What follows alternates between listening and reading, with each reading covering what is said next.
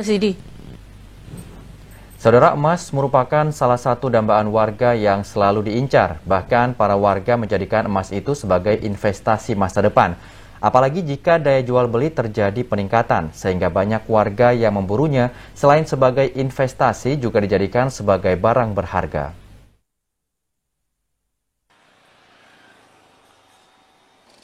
Sejak sepekan terakhir, harga emas yang diperjualbelikan oleh sejumlah pedagang di Kabupaten Aceh Jaya mengalami penurunan.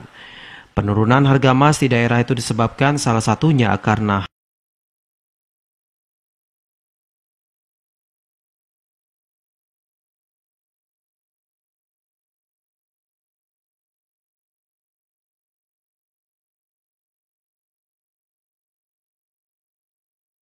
harga emas dunia anjlok.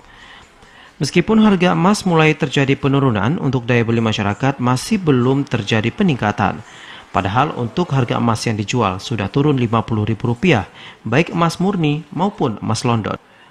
Dari informasi yang didapatkan untuk harga emas yang diperjualbelikan oleh pedagang per tanggal 20 Oktober 2021, harga emas murni 1 mayam dijual dengan harga Rp2,75 juta hingga Rp2,8 juta, dan itu sudah dengan ongkos.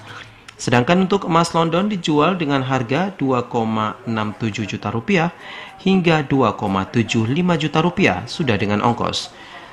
Namun demikian, para pedagang di daerah itu juga tidak bisa memastikan apakah harga emas terus menurun atau meningkat, karena untuk nilai emas tergantung dari harga emas dunia saat ini.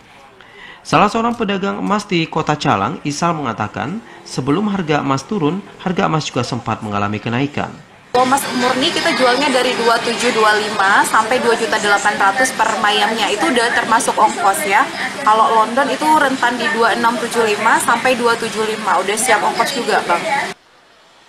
Walaupun harga emas terjadi penurunan, namun sejumlah masyarakat memilih untuk menjual emas mereka. Dari Aceh Jaya, Musliadi, TVRI melaporkan.